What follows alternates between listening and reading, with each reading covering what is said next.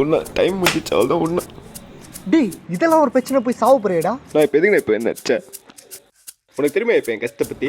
So இந்த வீடு சொக்ஸு வாழ்க்கை உனக்கு எங்கேருந்து தெரிய போகுது என் கஷ்டத்தை பற்றி?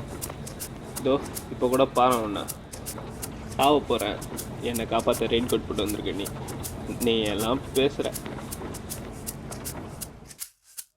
டேய் சாவுன்ற சாதாரணமாக இருக்கக்கூடாதுடா. சாவுனா ஒரு கூட்டம் அழுகணும், இல்லை ஒரு கூட்டத்துக்காக அழுது சாகணும், தலைவனாக சாகணும். நான் என்னை நிம்மதியாக சாவாது விடண்ணா. நிலமை சரியில்லைனா சரி செய்கிற வழியை பாடுறா.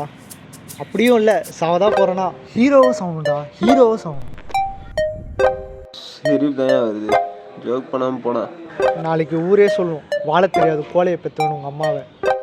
ஏன் நானே சொல்லுவேன் சாவு, அதை நான் தடுக்கலை. ஆனால் ஹீரோவாக சாவு ஒரு வழி இருக்குது சொல்லவா?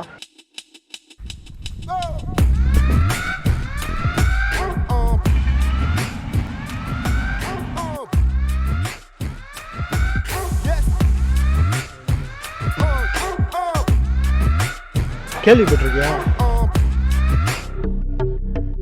ஒருத்தன் இருக்கான், கொரியன் பிஸ்னஸ் மேன். அவருக்கு இந்தியாவில் தமிழ்நாட்டில் பல இடத்துல பல கம்பெனிஸ் இருக்குது. எப்பயுமே இந்த பிரம்மாண்டங்களுக்கு பின்னாடி ஒரு அழுக்கு ஒட்டிக்கிட்டோம் ஒளிஞ்சிக்கிட்டோம் இருக்கும். இந்த கம்பெனியை ஒட்டிய பகுதிகளில் இருக்க மக்கள் தினமும் பல வகை நோய்களால் பாதிக்கப்பட்டு இருக்காங்க. இதை எதிர்த்து எழுற குரல்கள் திரும்ப கேட்காதபடி பார்த்துக்கிறான் டான்லி. அவனை மாதிரி ஒருத்தனை எதிர்க்கணும்னா உயிர் மேலே துளியும் ஆசையும் பயமும் இல்லாத ஒருத்தனால தான் முடியும். உன்னால் முடியும். என்னால் முடியுமா? ஒருத்தனை பார்த்தாலே தெரியும்டா அவனால் முடியுமா முடியாதான்னு. உன்னால் முடியும்.